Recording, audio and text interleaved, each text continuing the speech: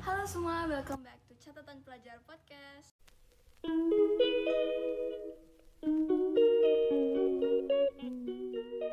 Perkenalkan, nama saya Aubrey Fatma Putri, saya dari kelas 10 MIA B di SD Manado. Di podcast hari ini ada catatan baru yang mau aku bahas. Akhir-akhirnya teman-teman ngerasa gak sih cuaca di sekitar kita itu mulai panas banget? Nah, aku mau bahas itu, yaitu tentang pemanasan global.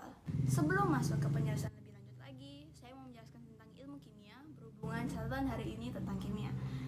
Jadi, apa sih ilmu kimia? Ilmu kimia adalah sebuah ilmu yang mempelajari struktur, sifat, perubahan, komposisi, dan energi dari sebuah materi. Tapi ingat teman-teman, bumi adalah ciptaan Tuhan, Tuhanlah yang menciptakan bumi dan segala isinya. Dan ia juga memberikan kita hikmat untuk mengerti semua perubahan dan hal-hal dalam bumi.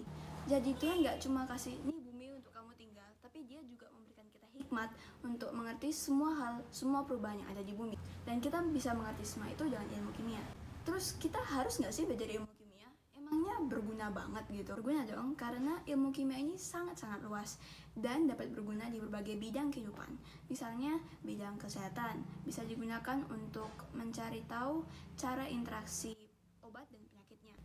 Dalam bidang pertanian, kita dapat mencari tahu kandungan kesuburan tanah. Bidang geologi, kita mencari tahu melalui penelitian mineral dan pertambangan. Dalam bidang biologi, kita dapat mempelajari makhluk hidup. Dalam bidang hukum, ilmu kimia juga bisa digunakan untuk penangkapan tersangka. Gak cuma itu, ada juga bidang mesin dan juga sampai bidang teknik sipil. Nah, setelah kita membahas the basic, kita masuk ke penjelasan pemanasan global. Tentunya kita harus tahu apa itu pemanasan global. Pemanasan global adalah fenomena meningkatnya suhu dan merupakan tanda adanya ketidakseimbangan antara ekosistem di bumi. Selama bertahun-tahun, iklim bumi kita mengalami naik turun. Tetapi akhir-akhir ini, suhu di bumi kita meningkat dengan kecepatan yang tidak biasa. Ini bisa terjadi karena fenomena efek rumah kaca yang disebabkan oleh meningkatnya emisi gas rumah kaca di atmosfer. Peningkatan emisi gas-gas di atmosfer berhubungan dengan aktivitas manusia, seperti deforestasi hutan, limbah industri, pembuangan sampah sembarangan, transportasi, pupuk atau pestisida, kulkas atau pendingin ruangan, dan pembakaran fosil. Bumi kita memiliki selimut bernama atmosfer. Atmosfer ini bertindak sebagai perisai yang menghalangi bumi dari sinar matahari yang paling berbahaya. Tetapi pada saat yang sama, atmosfer juga memperangkap radiasi sinar inframerah atau panas yang dipancarkan dari permukaan bumi, sehingga bumi kita tetap hangat dan layak untuk ditinggali.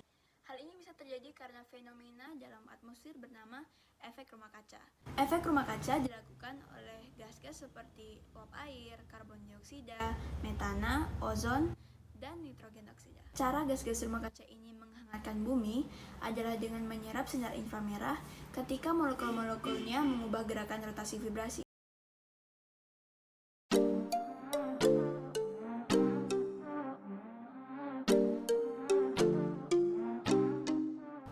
Sehingga semakin banyak gas-gas rumah kaca yang ada, semakin banyak pula panas yang terperangkap dalam bumi, dan terjadilah pemanasan global. Nah, itu apa sih? Nah, waktu pertama saya baca itu juga kayak, itu apa? Tapi sini kita belajar sama-sama. Jadi, energi gelombang elektromagnetik inframerah dapat diserap oleh molekul-molekul jika ada interaksi momen dipol. Momen dipol terjadi ketika ada pemisahan muatan. Gas rumah kaca seperti karbon dioksida tidak memiliki momen dipol, sehingga momen dipolnya dipaksa, yaitu melalui benturan molekul sehingga menciptakan vibrasi.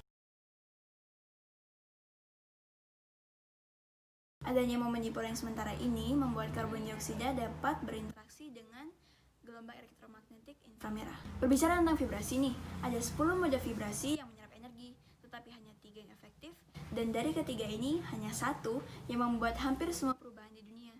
3 mode vibrasinya antara lain bending vibration atau vibrasi bengkok, dia mengayun secara beraturan. Kemudian ada symmetric vibration atau vibrasi simetri, dia bergerak bersamaan dalam satu bidang datar.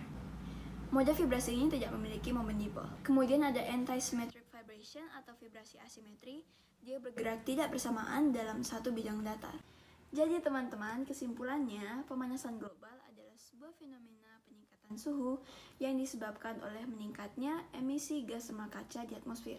Peningkatan emisi gas rumah kaca ini disebabkan oleh aktivitas manusia sendiri. Dan cara gas rumah kaca, khususnya karbon dioksida, menghangatkan bumi adalah dengan menyerap energi radiasi pada jalur radiasi yang besar melalui interaksi momen dipol. Ada 3 mode vibrasi yang efektif. Yang pertama bending vibration atau vibrasi bengkok, yang kedua symmetric vibration atau vibrasi simetri, dan yang ketiga asymmetric vibration atau vibrasi asimetri.